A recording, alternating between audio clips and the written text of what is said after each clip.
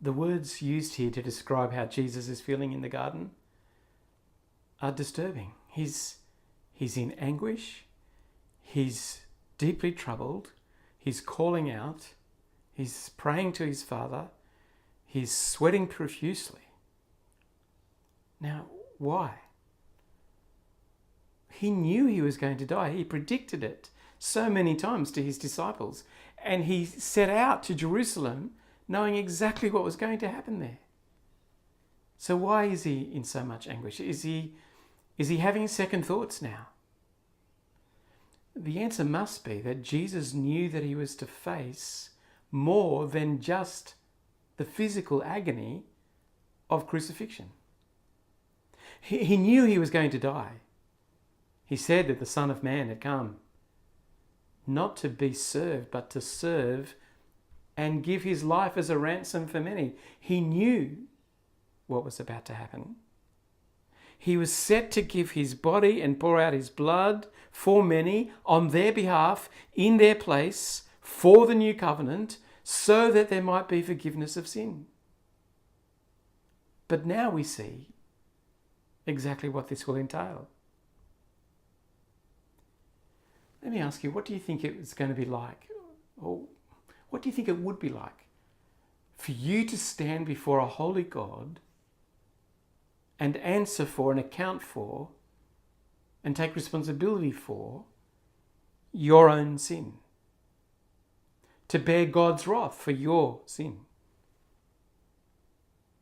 But now let me ask you another question. What might it be like for you to stand before a holy and almighty God and answer for every sin of every person in the world? For every failing that is. I'm not talking about doing naughty things wrong. I'm talking about every act of rebellion for the whole of mankind over time. To bear God's wrath for that. To take the rap of having pushed God out, pushed him aside. Well, friends, here is the reality. We focus a lot on the physical agony of the cross, but without a doubt, that was the cruelest way known of mankind to die.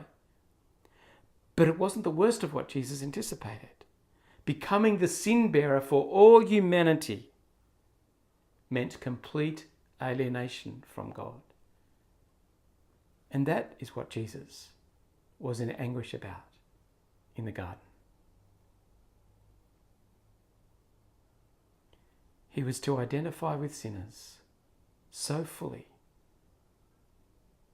so as to become the object of God's wrath for sin.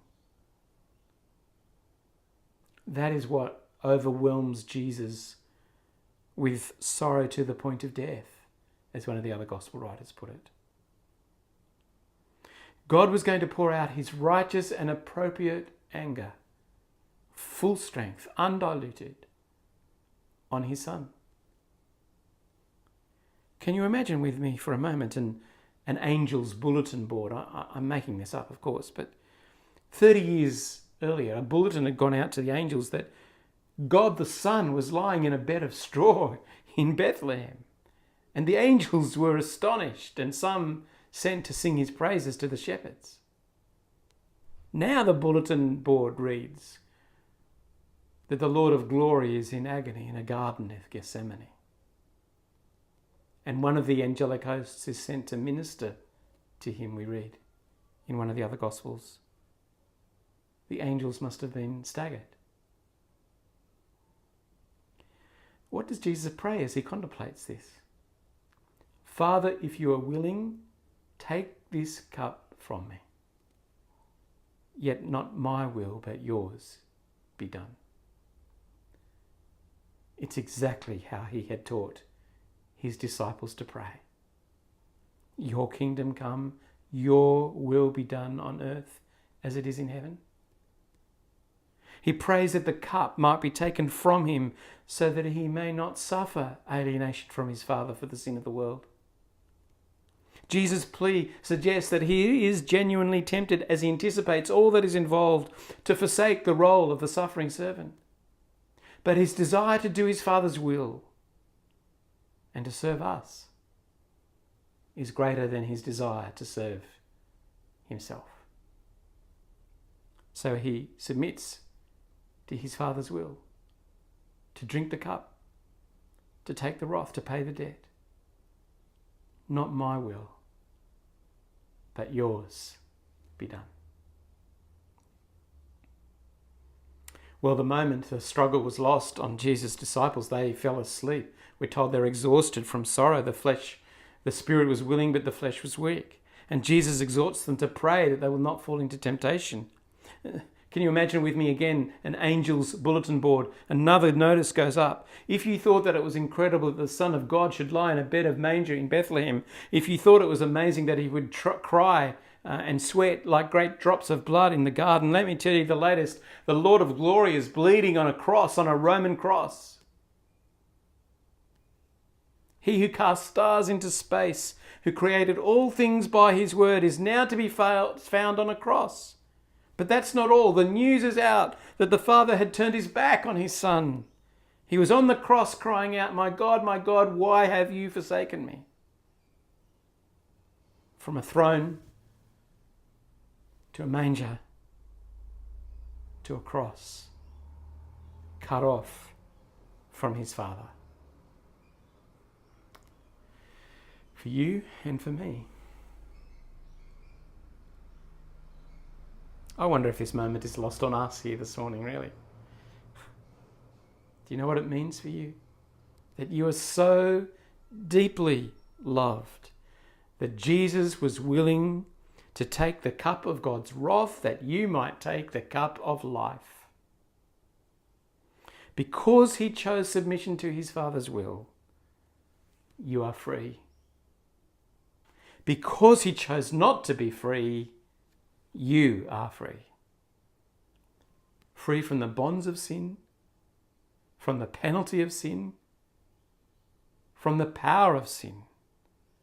Free from the Father's wrath, free from death, and free from the clutches of the evil one.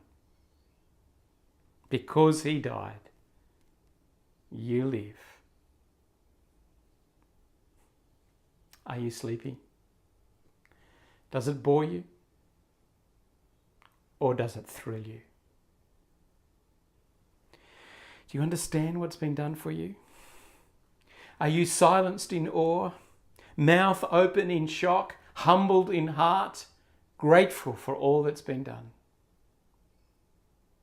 He has loved you. Do you love him? You know, if you think it was a light thing for Jesus to bear our sin, if you think it was a light thing, then you'll respond as if it doesn't make that much difference at all. You'll live with Jesus half-heartedly. Sin will be no big deal. Jesus will be on the sideline of your life. You'll pay him scared attention. But if you think it was a huge thing that Jesus should do this for you, then your whole life will tell the story without doubt. And you'll stand in awe of his sacrifice,